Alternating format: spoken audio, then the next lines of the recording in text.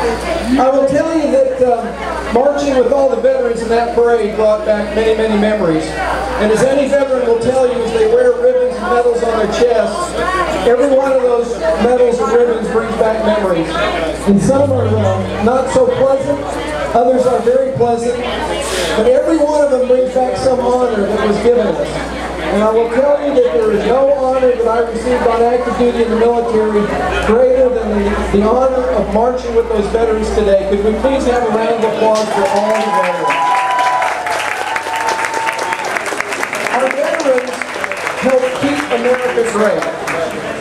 And I will tell you that as this nation was formed on July 4th, 1776, our forefathers had 4 messages.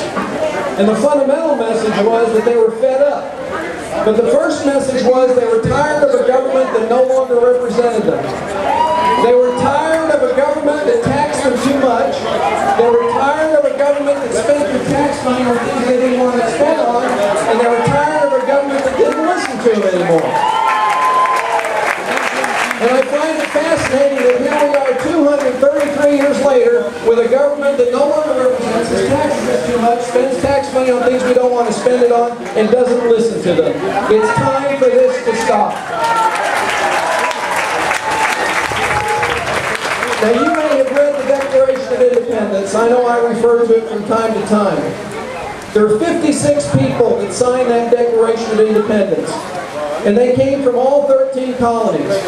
And they ranged in age from 26, which was Edward Rutledge, who was from South Carolina, and the oldest signatory on that Declaration of Independence was Benjamin Franklin, and he was 70 years old. But I want you to ponder what these men did when they signed that declaration. Edward Rutledge came from royalty. He was a rich, rich young man. And he put everything on the line, and he said, I have faith that we can change this. Folks, we need to have faith that we can change this.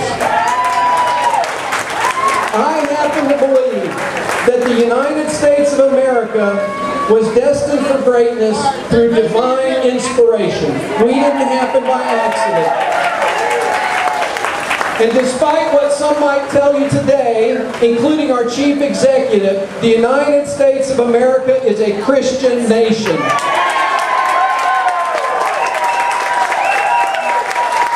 Have you considered how great we are? And I don't say any of this by way of being boastful. But by any measure, the United States has given more than any nation in the history of the world to the cause of peace. We have given our blood, our sweat, and our tears. Over 500,000 of our men and women have sacrificed their lives for freedom on lands other than our own.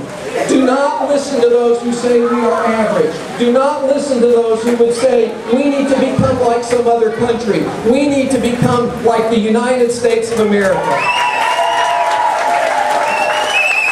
And how great are we? And again, I'm not trying to be proud. That is not my point. My point is that when the Founding Fathers wrote a Declaration of Independence on this day 233 years ago, they wrote a document that was divinely inspired. And that document set out a course that would create in a very short time a nation that would do things like none other. Folks, we are infants in the history of the world. We are 233 years from our independence. And yet, look at any measure. Look at Nobel Prizes. We have seen in our history, of the 678 Nobel Prizes that have been awarded, 40%, 270, have gone to Americans. Why is that? If you look at the patents that have saved mankind, that have made life better, that have prolonged life, that have been measures of innovation and goodness, 31% of the patents awarded in the history of the world have been awarded in the United States of America. It's because we're great. But I worry very much. I worry about our future. I worry about the decisions that are being made in Washington today. And I will tell you, I think the fundamental issue is that we have created professional politicians, and that needs to stop. As I travel about out, a lot of people ask me, Bernie Skoch, what do you think of term limits? And I will tell you, I'm absolutely in favor of term limits. It's interesting to me that the Democratic Party in the state of Arkansas is now talking about extending the term limits that are in the Constitution of the state of Arkansas, because only when politicians are beginning to learn the system do they have to leave the office. Folks, I want them to leave office when they've learned the system. If you look at the debt that we have accumulated, it is horrendous. Our national, federal, public and health debt is now $11.5 trillion. Now I want to give you an idea of how much money that is. The Bureau of Engraving and Printing prints 16 million $1 bills every day. Do you know how long it would take you at $16 million $1 a day to print enough to equal our national debt right now? It would take you 2,550 years. Let me put it another way. A dollar bill is 6.14 inches long. If you were to stretch our national debt in dollar bills from here to the moon, how far do you suppose you would get? Well, you would go from here to the moon and back, and there and back 2,448 times. This is insanity. But my favorite math that one of my sons did, Timothy, if you were to print enough dollar bills to equal our national debt, you could cover the District of Columbia, D.C., with dollar bills 666 deep. I find that an interesting number. We cannot afford to keep doing this. And it has got to stop, and it's got to stop now. But we keep doing it. We keep doing dumb stuff. Our House of Representatives just voted on a cap and trade bill. That cap and trade bill, by my math, is going to cost us $20 billion by 2020.